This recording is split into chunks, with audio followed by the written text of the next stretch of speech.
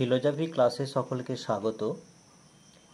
আজকের ক্লাসে আমরা আলোচনা করব অ্যাপ্লাই এথিক্সের অন্তর্গত কেয়ার এথিক্স থেকে একটি গুরুত্বপূর্ণ প্রশ্ন এবং তার আনসার নিয়ে।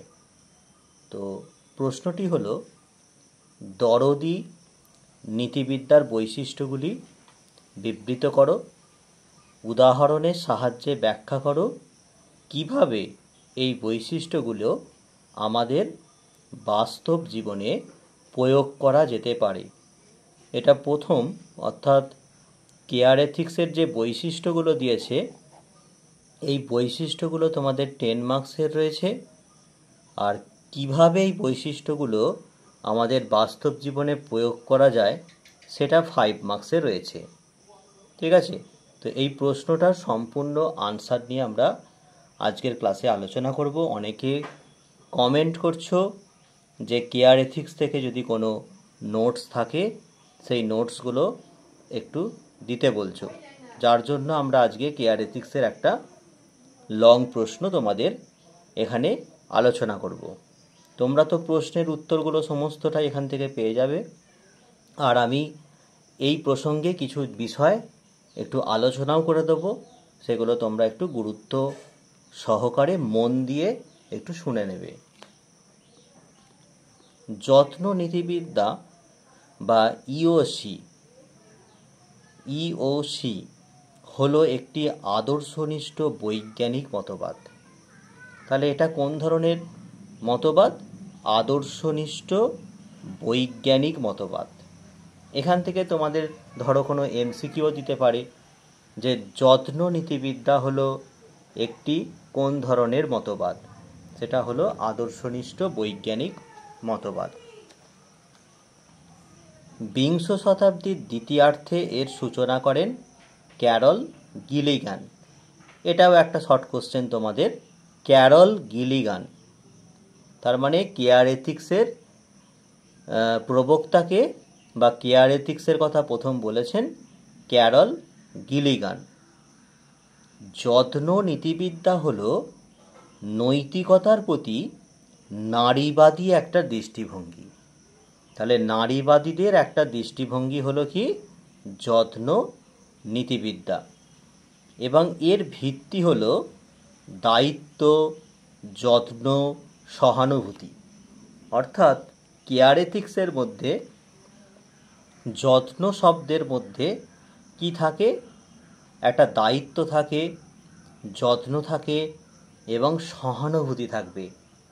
এইগুলো হলো এই তিনটে যে বৈশিষ্ট্য, এই তিনটে বৈশিষ্ট্য হলো কেয়ার এথিক্সের কিন্তু ভিত্তি।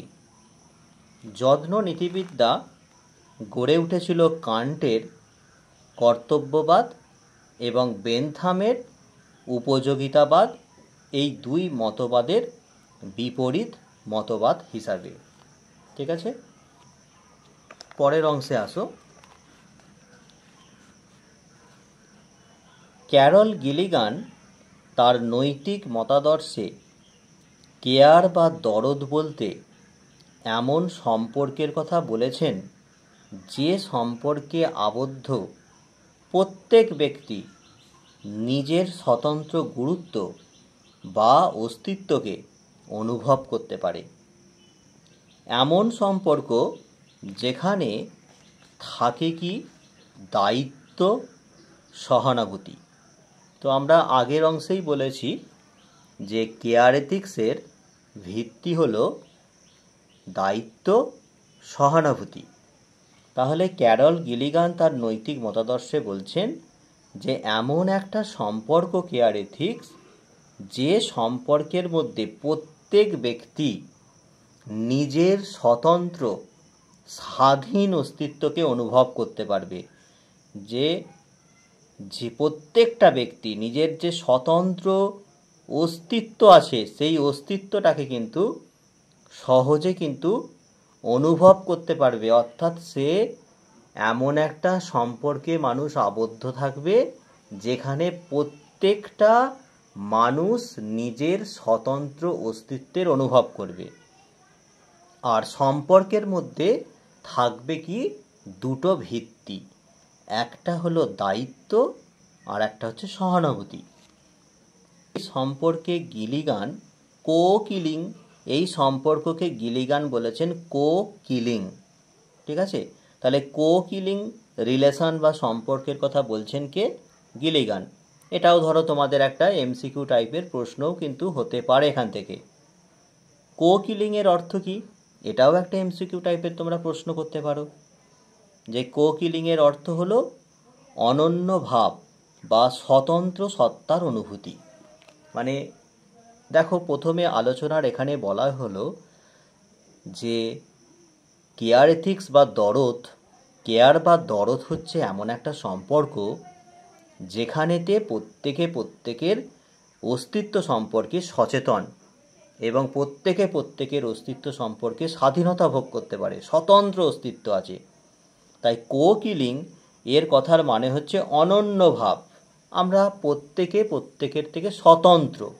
ঠিক আছে, তাই স্বতন্ত্র সত্তার অনুভূতি হলো কো কিলিংয়ের প্রকৃত অর্থ।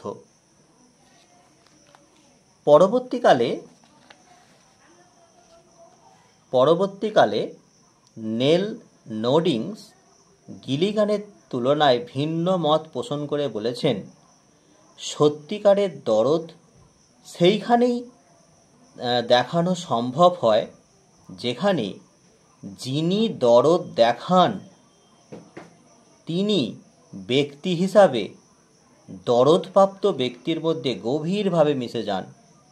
তাহলে এখানে কথাটা বলা হচ্ছে যিনি দরদ দেখান, তিনি ব্যক্তি হিসাবে দরদপ্রাপ্ত ব্যক্তির মধ্যে গভীরভাবে মিশে যাবে। তাহলে যে ব্যক্তি দরদ দেখাবে তিনি যাকে দরদ দেখাবেন তার সাথে একেবারে গভীরভাবে অ্যাটাচ হয়ে যাবেন, মিলে মিশে যাবেন। তবে সেই সম্পর্কটাকে আমরা বলবো দরদ বা কেয়ার। তাহলে আমি এমন একটা ব্যক্তির প্রতি দরদ দেখাচ্ছি যার সাথে আমার একটা আন্তরিক মিলন হবে, একটা গভীর একটা মিশে যাওয়ার ভাব বা প্রবণতা দেখা দেবে, তখন সেই সম্পর্কটাকেই আমরা বলবো কেয়ার। দরদি নীতিবিদ্যার তত্ত্ব বিশ্লেষণ করলে আমরা দরদি নীতিবিদ্যার 4টে বৈশিষ্ট্য অনুধাবন করতে পারি। অধ্যাপক টন্টো উল্লেখিত 4টি বৈশিষ্ট্য হলো, এক হচ্ছে মনোযোগিতা। প্রযত্নের পশ্চাতে একটি নির্দিষ্ট প্রয়োজন থাকে, তাই প্রযত্নের প্রথম উপাদান হচ্ছে মনোযোগিতা। অর্থাৎ যে ব্যক্তি যত্ন দেখাবে বা দরদ দেখাবে তাকে প্রথম কি হতে হবে? মনোযোগী হতে হবে। কোনো ব্যক্তিকে যত্ন নিতে গেলে প্রথমে যা প্রয়োজন তা হলো সেই ব্যক্তির প্রতি মনোযোগী হওয়া। আমি যদি কোনো একটা ব্যক্তির যত্ন নিতে যাই তাহলে সেই ব্যক্তির প্রতি যত্ন নিতে গেলে প্রথমে সেই ব্যক্তির প্রতি আমাকে কি হতে হবে? মনোযোগী হতে হবে। অন্যের প্রতি নিজের মনের দরজা বন্ধ করে কখনো কারো যত্ন নেওয়া যায় না। অপরের প্রতি মনোযোগী হতে গেলে স্বার্থকেন্দ্রিক চিন্তাভাবনাকে নিজের মন থেকে দূরে সরিয়ে রাখতে হবে। যেসব ব্যক্তি শুধুমাত্র নিজের স্বার্থ নিয়ে চলে, একেবারে ভুলে নিজের স্বার্থ ছাড়া অন্যের দিকে ঘুরে দেখে না, তাদের মনোযোগহীনতার কারণে অন্যের প্রতি কখনো দরদ জাগতে পারে না। তাহলে আমরা এখান থেকে কি দেখছি? যে একজন ব্যক্তি যখন সে অন্যের প্রতি দরদ দেখায় বা তার যত্ন নিতে যায়, তাহলে সেখানে যদি সে নিজের স্বার্থ নিয়ে সেটা করে তাহলে বলবো সেই দরদপ্রাপ্ত ব্যক্তির প্রতি তার কোনো মনোযোগিতা নেই। আর মনোযোগিতা যেহেতু নেই, সেখানে সে হয়তো নিজের স্বার্থের জন্য সেই ব্যক্তির প্রতি একটা দরদ দেখালো, হয়তো সেটা দরদ দেখানো মাত্র, কিন্তু প্রকৃত দরদ নয়। প্রকৃত দরদ হতে গেলে অন্যের প্রতি প্রথমে কনসেন্ট্রেশন বাড়াতে হবে, অন্যের প্রতি প্রথমে একেবারে মনোযোগী হতে হবে, তার সম্পর্কে মনোযোগী হয়ে গভীরভাবে সমস্ত কিছু অন্তরঙ্গ হয়ে তার প্রতি সমস্ত কিছু জানতে হবে, তবে আমি তার প্রতি দরদ বা কেয়ার দেখাতে পারবো। দ্বিতীয় পয়েন্ট, দায়িত্ববত্তা। তার মানে কি? প্রথমে হতে হবে মনোযোগী, তারপরে দায়িত্ববান হতে হবে। দরদি নীতিবিদ্যার দ্বিতীয় বৈশিষ্ট্য হলো দায়িত্ববত্তা, অর্থাৎ অন্যের প্রতি আমাদের দায়িত্বশীল হতে হবে। সাধারণভাবে দায়িত্বের সাথে যুক্ত থাকে বাধ্যবাধকতা, একগুচ্ছ আকারগত নিয়ম বা বিভিন্ন প্রতিশ্রুতি। কিন্তু জোয়ান টন্টো দরদি নীতিবিদ্যায় দায়িত্ব শব্দটি এমন বাধ্যবাধকতা অর্থে গ্রহণ করেননি। তিনি সমাজতাত্ত্বিক দৃষ্টিভঙ্গিতে ব্যবহার করেছেন। তার মানে দায়িত্ব শব্দটি অনেক সময় কি হয়, দায়িত্ব শব্দের সাথে অনেক সময় বাধ্যবাধকতা যুক্ত থাকে, অব্লিগেশন জুড়ে যায় শব্দটা, যে আমি বাধ্য হয়ে দায়িত্ব পালন করছি। আমি এক সন্তান, পিতামাতা তার বয়স হয়েছে, তাই আমি বাধ্য হয়ে পিতামাতার যত্ন নিচ্ছি, তাকে ডাক্তারখানা নিয়ে যাচ্ছি। তার মানে এখানে একটা অব্লিগেশনকে আমি পালন করছি। সেই অব্লিগেশন থাকলে কিন্তু সেটা কেয়ার বা দরদ নয়, বা যত্ন নীতি নয় কিন্তু সেটা। তাহলে কোন ধরনের দায়িত্ব পালন করলে আমি অন্যের প্রতি দরদ বা প্রযত্ন পালন করতে পারবো? সেখানে জোয়ান টন্টো বলছেন যে দায়িত্ব শব্দটি এমন বাধ্যবাধকতা অর্থে গ্রহণ তিনি করেননি। তিনি সমাজতাত্ত্বিক দৃষ্টিভঙ্গিতে এই দায়িত্ব শব্দটি ব্যবহার করেছেন। অর্থাৎ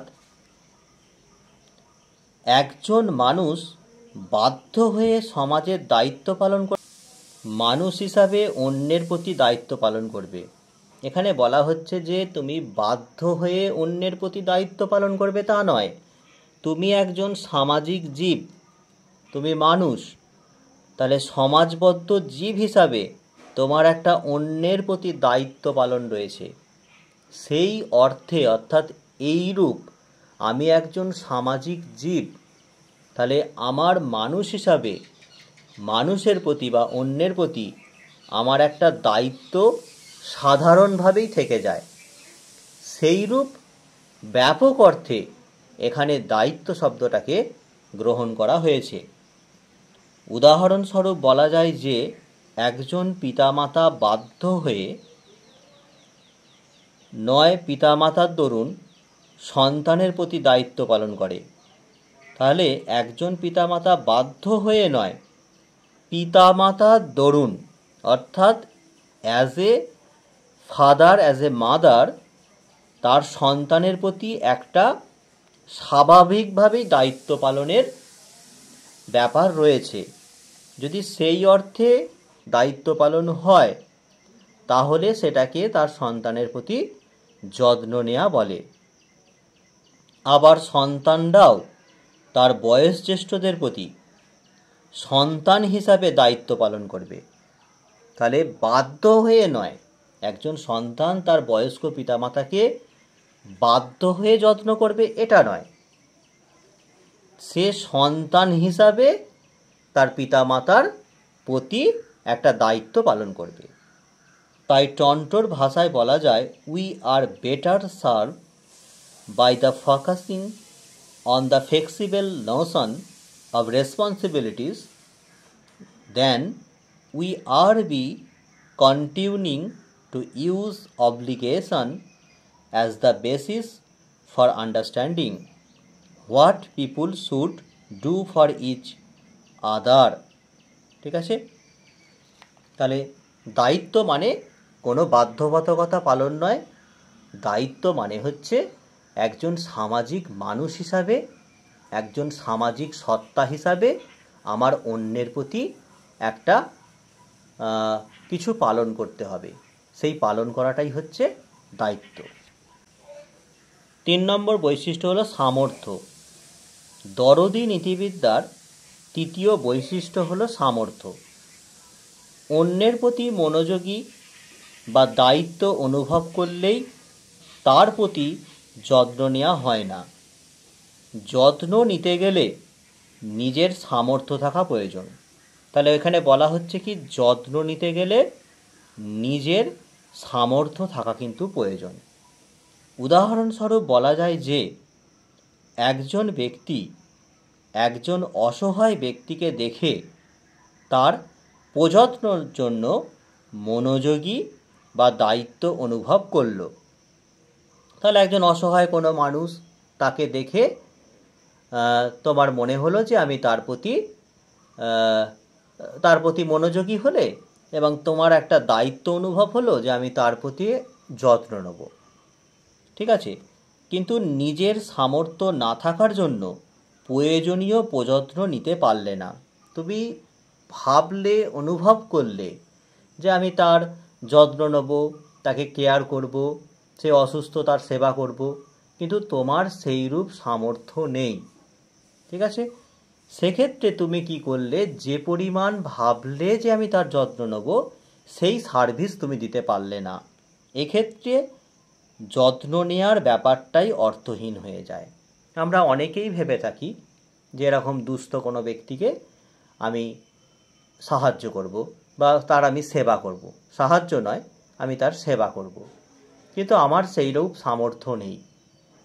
তাহলে তার যদি আমি দায়িত্ব নিয়ে ফেলি, তার প্রযত্ন করার বা সেবা করার, তাহলে সেখানে প্রযত্ন শব্দটার যথার্থ অর্থ কিন্তু পাবে না।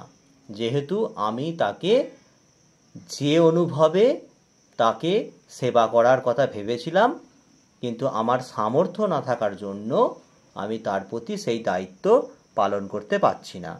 এই জন্য দরদি নীতিবিদ্যায় বলা হয় যে তোমার সামর্থ্য থাকাটা প্রয়োজন। তাই যথাযথ প্রযত্ন করতে গেলে দায় সারা ব্যাপার থাকলে হবে না, প্রয়োজনীয় সামর্থ্য থাকা প্রয়োজন। দায় সারা গোছের করে আমি তার সেবা করছি, যথাযথভাবে তার সেবা করতে পারছি না, এরকম থাকলে হবে না। তোমাকে কি করতে হবে, তোমার প্রয়োজনীয় সামর্থ্যটাকে পূরণ করতে হবে, তবেই তুমি তার কিন্তু প্রযত্ন বা কেয়ার তার প্রতি নিতে পারবে। কিন্তু যত্ন নীতিবিদ্যার 4 নম্বর বৈশিষ্ট্য হলো প্রতিক্রিয়াশীলতা। দরদি নীতিবিদ্যার 4র্থ বৈশিষ্ট্য হলো প্রতিক্রিয়াশীলতা।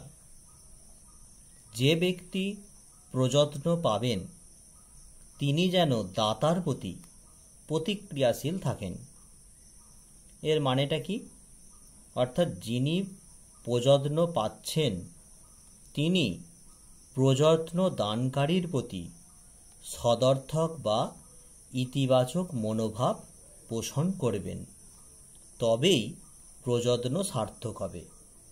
অর্থাৎ একজন অসহায় ব্যক্তিকে তুমি সেবা করলে, যে সেবা পেল, যে অসহায় ব্যক্তি সেবা পেল, সে তোমার প্রতি একটা সদর্থক বা ইতিবাচক মনোভাব দেখাবে, তাহলেই তোমার যত্ন নেওয়ার ব্যাপারটি সার্থক হবে।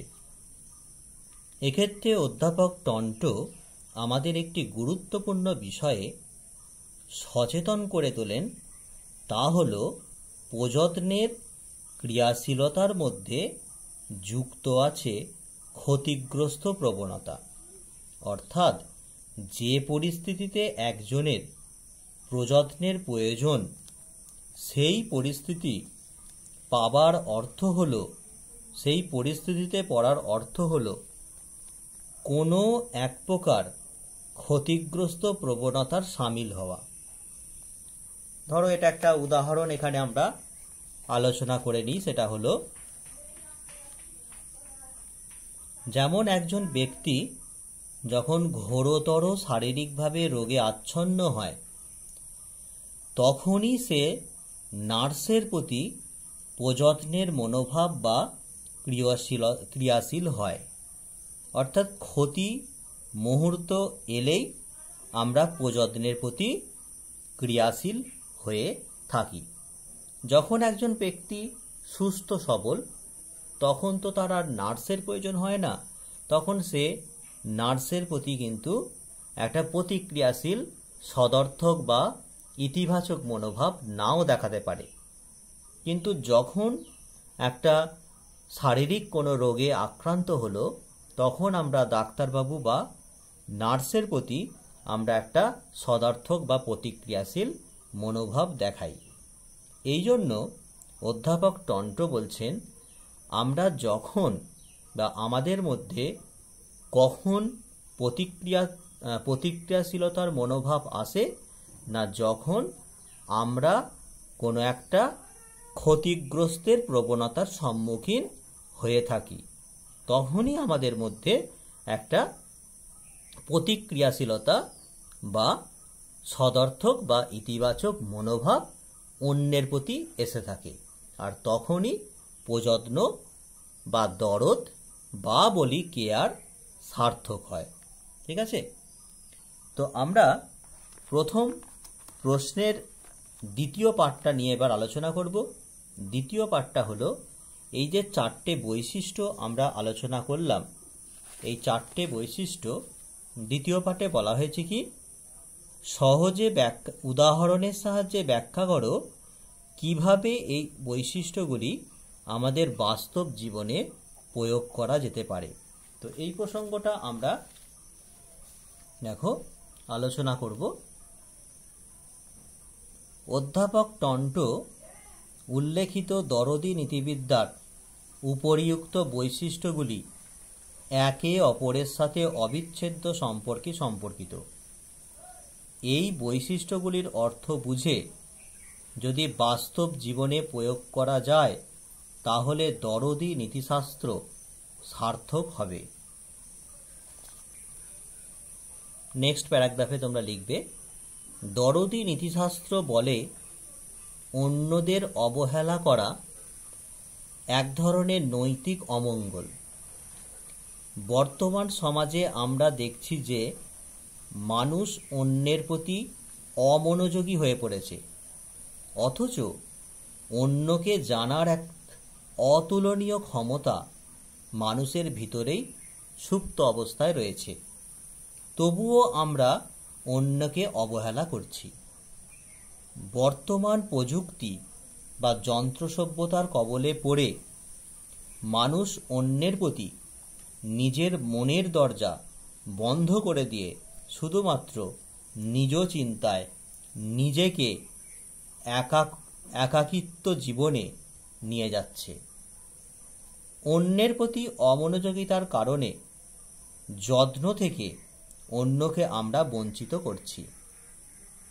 চাকুরিজীবী পিতামাতা নিজের কর্মের জগতে মনোযোগী হতে গিয়ে বা নিজের কর্মচিন্তা সারাদিন ব্যস্ত থাকতে গিয়ে নিজের সন্তানদের প্রতি মনোযোগী হতে পারছেন না। এর ফলে অনেক সন্তান পিতামাতার প্রযত্ন থেকে আজ বঞ্চিত। তাই আমাদের অন্যের প্রতি মনোযোগী হওয়া খুব প্রয়োজন। তার মানে আমরা এখানে দেখলাম যে মনোযোগী হওয়াটা হচ্ছে যন্ত্রনীতিবিদ্যার প্রথম বৈশিষ্ট্য, প্রথম উপাদান। এবং মনোযোগী যদি আমরা বর্তমান সমাজে হতে পারি অন্যের প্রতি, একটা পিতামাতা তার সন্তানের প্রতি, সন্তানরা বড় হয়ে তার পিতামাতাদের প্রতি যদি মনোযোগী থাকতে পারি, তাহলে কিন্তু আমরা যত্ন বা কেয়ার এথিক্সের মূল ভিত্তি বা আদর্শকে পালন করছি, এটা আমরা বলতে পারি।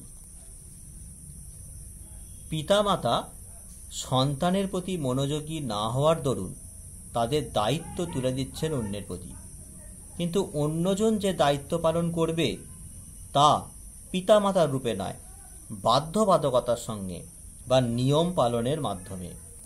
তাই প্রযত্নের ক্ষেত্রে দায়িত্ববান হওয়া কিন্তু খুবই প্রয়োজন।